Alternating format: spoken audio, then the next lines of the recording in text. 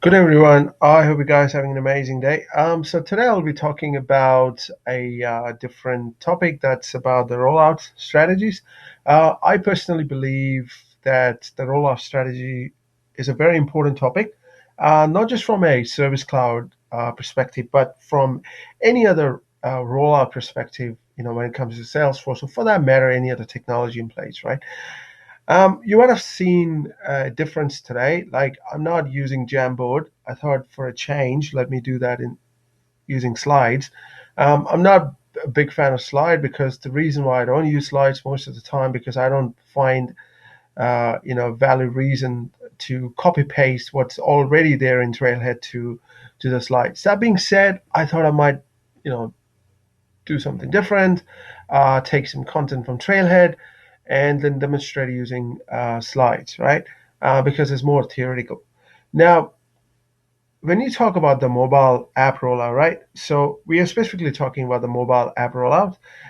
So you must have seen, right? You have a mobile app, which is the native Salesforce app. It's pretty easy to install and configure and then start using it, right? That's fantastic. But have you ever wondered the challenge that uh, around the mobile app side of things? When I talk about challenge, right, I really don't mean the challenge in terms of usage, but the challenge in terms of adaptability, right? So, for instance, I'm a service rep, right? I love to work with Salesforce using a laptop, right? Most of the work is done on laptop. Then I do use mobile app for here and there stuff, right? So is it really working uh, out from a strategy perspective, from an adoption perspective? Not really, because most of the time I don't even use, the mobile app for doing things. So what's the point of turning it on, right? When I won't be even using it. So that's why we need to have a rollout strategy. Rollout strategies, it's not just about letting user to know, hey, use that switch to turn the functionality on. It's not about that. It's just beyond that, right? So I want to talk about a few things, right? The things which you need to consider before you do a rollout strategy. Now, I have experience doing a rollout strategy. I've been a part of a rollout strategy. So uh, when you talk in terms of a Salesforce perspective, right? I personally believe Salesforce architects should be heavily involved when it comes to rollout strategy. Um, I'm not talking like pure technical architects. I'm saying solution architect, right? Yes, you can be a technical architect, right? But you should understand the business side of things as well. Now, when we talk about rollout strategy, you have to consider following things, as you can see, the user needs, right? Obviously, right, we are rolling out things for the user perspective, from a user, right? If the user is not comfortable using a mobile app to do the things, then this is pointless, right? So you have to understand the user needs, which is very important, and then you have to look for the success metrics, right? What actually governs your metrics, right? So you have to have certain criteria into consideration to measure your success rate, right? I mean, obviously you have certain metrics in place. Without that, you won't even know that whether the rollout has been successful or not, right? After, say, for instance, after 6 months. Then you have to build a prototype because it's obviously important that you should conduct a brown bag sessions with your respective agents or with the stakeholders just to make them understand what the functionality is all about, how to build the stuff and kind of stuff, right? And how to use the stuff and the training plan. Obviously, not every user is a tech savvy. You have to understand that, right? It's a very misconception. It's a very wrong thing to assume that everyone will be very comfortable using every Salesforce functionality using the mobile app. It's not the case, though, right? Most of the users are just a business user. They may not even be interested in knowing the stuff happening behind the scene. All they wanted to do, go to opportunity, just to give an example, select some task, right? Or go to a task and approve it or whatever, right? It's just a simple example. So you have to keep that into consideration. And for that, it's very important to have the training material in place. So you need to have a training plan. How do you train your users, right? So that should be a part of a rollout strategy. If you come to me and say, oh, like, look, we don't have a training plan in place as a part of rollout strategy, I will tell you to just go back to your drawing board and rethink your strategy, because it's very, very important to have a training plan in place. Okay. And the security policy, obviously you're using a mobile app, right? So you have to understand the security policy. How will the user log in? Can they use a single sign-on, or or by using the username and password? So that's a part of the policy you have to work in advance before the rollout date, right? So your Salesforce architect will play an important role in that. That's one of the reasons why I suggested that you should involve the Salesforce architect. It's a very important thing to do, right? And then the feedback, right? Obviously, once you roll out, you need to, after you have a brown bag session with your sales reps or service rep or whatever, right? Or users, right? Let me put that way. You need to get the feedback. You need to understand the things, the challenges they think they might face, or kind of a hesitation. You need to understand what's the root cause of the hesitation, right? Some of the agent will come to say, "Oh, it's too complicated. I don't want it to go that route. Why should I need another source of technology, right? When I'm pretty happy with the desktop interface. Why do I need a mobile app? It's a waste of my time. It's too much to learn. You see, I'm very busy with taking calls and looking after the customer. Why do I have to complicate it?" So that's where you have to make them understand the pros and cons of adopting the mobile app, right? You can give an example, right? Let's say you go and visit a customer. Let's say you're a field service rep. You're interacting with the customer. You may not always have access to your computer, so you might have to use the mobile app. What if you are in the middle of a conversation with a customer? Let's say internet goes down for whatever bizarre reason, so you can connect it to your phone data to access the mobile app and to get the necessary information you want. So it's the way you present the information, right? That makes the difference. So it's very important to get the feedback, and it's very important to address the user concern, right, as a part of rollout strategy. If you don't, then you more likely end up, having having a rollout with a low adoption rate, and which is not really good. Okay, now you have to understand different user roles. Okay, now the user might comes to I just taken this from Trailhead, right? Just to give you a simple explanation. So a user might come to you and say, okay, right, I'm a different user. So these are the things we do. So how is going to help? How is the mobile app going to help? So for instance, let's take an example of the sales rep. Okay, sales rep log activities, collaborate on deals, update deal information, convert leads, right? These are the things sales rep will do. So the sales reps will ask you the question, can I do that using a mobile app? Okay. Sales manager, okay, they will say, well, look, we don't do much stuff like sales rep, but the most of my responsibility will be like approving the discount, viewing the pipeline, support sales rep, right? The common things which is the sales manager will be involved in. And then comes the service rep. They say we wanted to check the order status, we wanted to update and close the case, we wanted to view the customer information. So that's the opportunity you can use. You can say, hey, let's say you wanted to view customer information, and you're on phone with the customer, and all of a sudden internet goes down, right? Just an analogy I gave to you a few minutes ago. So as a backup, you can always log into your phone. I know this may not sound like a great example, but just one of the examples which is still relevant in my opinion. So you can log into your mobile app, right, and you can view the customer information straight away, right? So that's using a phone data. Yes, I do understand that you can install, like in my laptop, I have a 2 degree. I mean, if you're in New Zealand, 2 degrees is a provider. I have 2 degree connection, so I can still access it. But just give you an example, right? If you don't have, say, for instance, the data in your laptop. So, okay, so that's very important. And one thing I just want you guys to understand that it's very important to involve users early and often. Okay, so before you get too far with your ideas to use a mobile use case, right? So it's very important to get the user feedback to get a grasp of how they feel about this rollout altogether, right?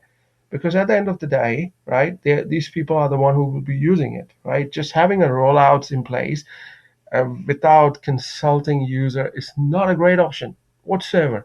That is doomed to for failure, right? Okay, so that's the different user. Just, I mean, you might have different users, right, based on your, depending upon your company size and the kind of business you do, right? So I picked, I chose a few important ones, right? So you can add the other one, right? Sales executive, other stakeholders, right, and different roles they're going to play. Um, okay, now you need to explore user needs, right, before you even plan the rollout strategy. Now, how do you gather user needs? How do you know what actually user needs? So the best way you can do, you can shadow a service rep or a sales rep one day just to see the calls they're taking, the questions they get from a customer, and the kind of challenges they face, right? That's one way. Another way, you can interview, you can call a couple of sales rep or service rep, just an example, right? You can even call other people who are part of the user group, right?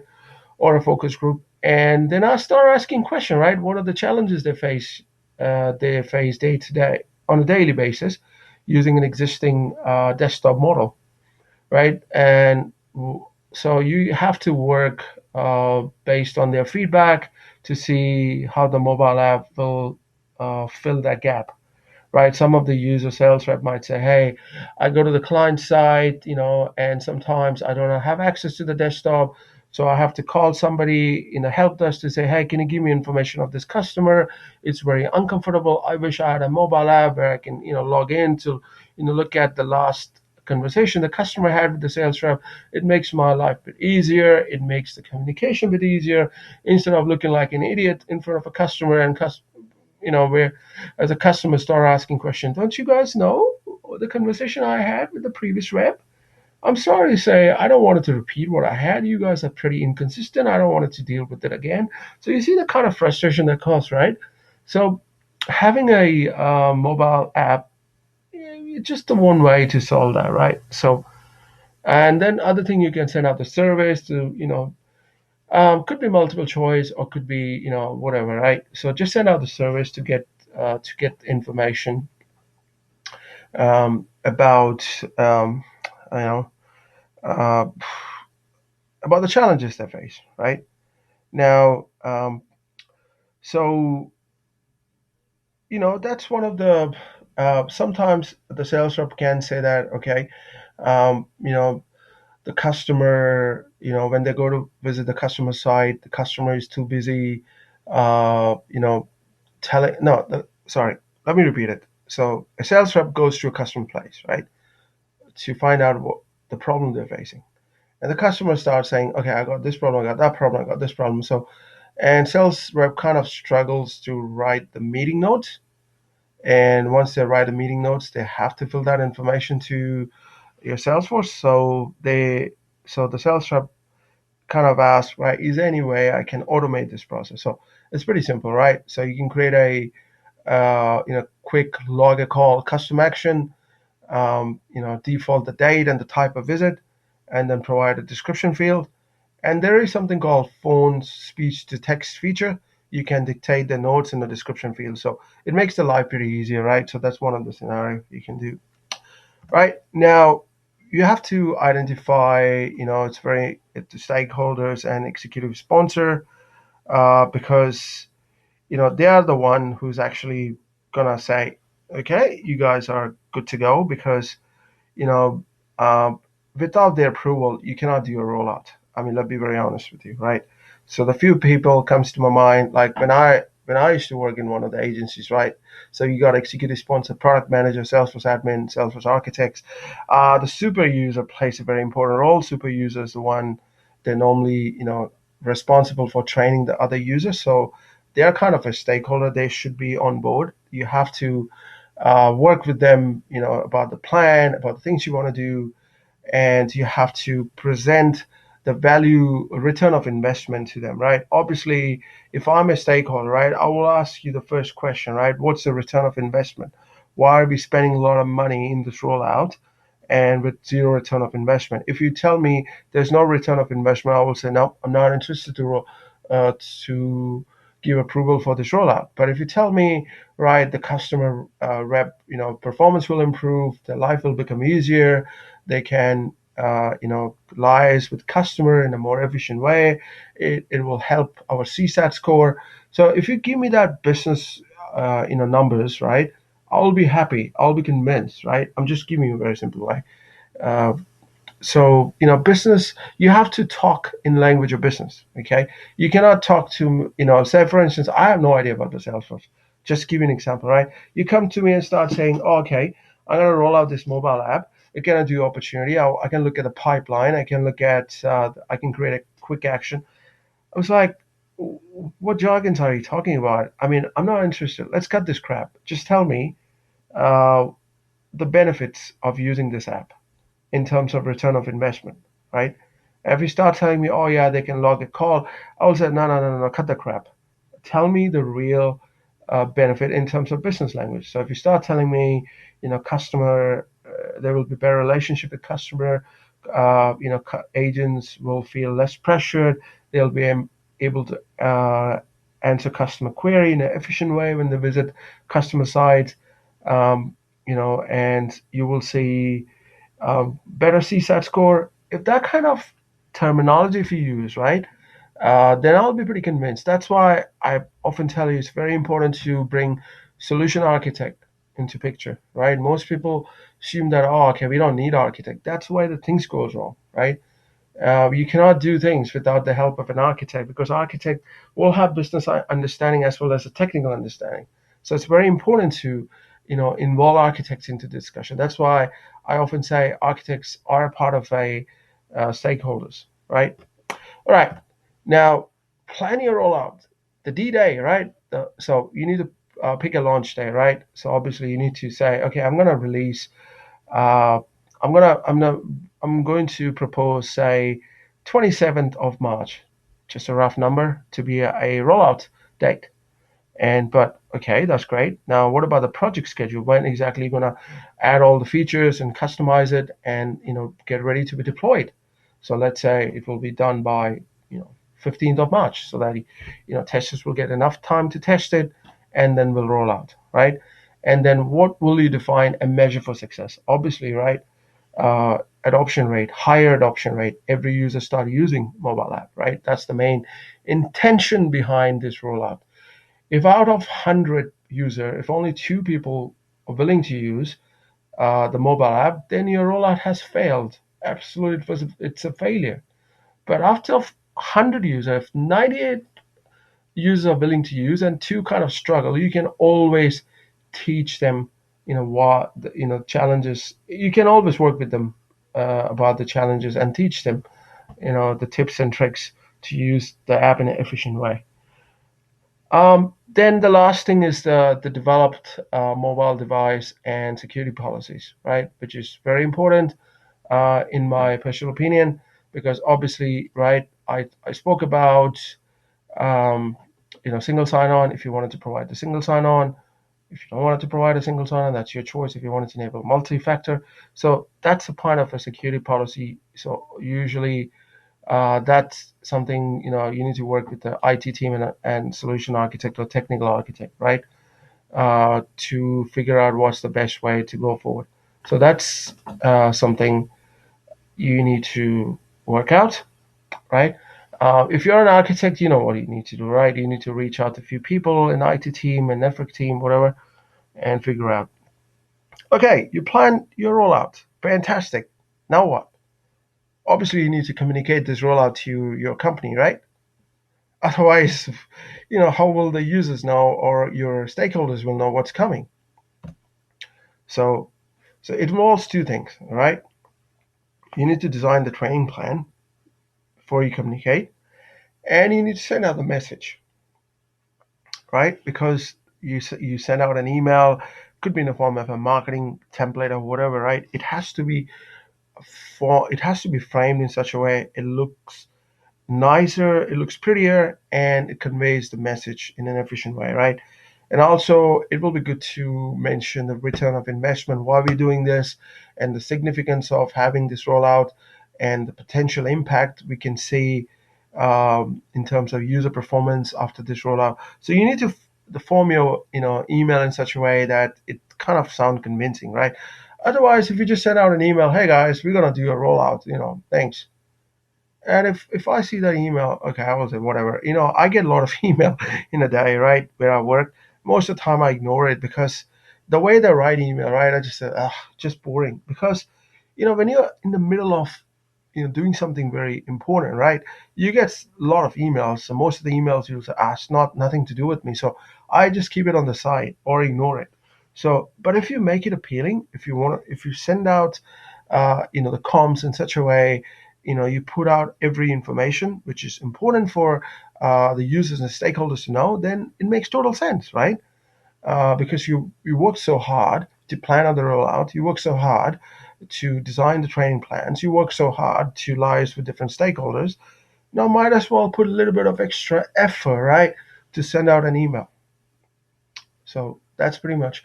So think about it, right? I personally believe rollout module is a very important module, right? Not just from a certification point of view, guys, but from a real life perspective. I've been involved in a rollout. You might have been involved in a rollout. We do understand the challenges, right? So take this module very seriously. I would highly encourage you to go to Trailhead. Perhaps if you get an opportunity to be part of rollout, make use of it. So yeah. So that's pretty much all I wanted to cover, ladies and gentlemen. I hope you guys have an amazing Sunday. Adios.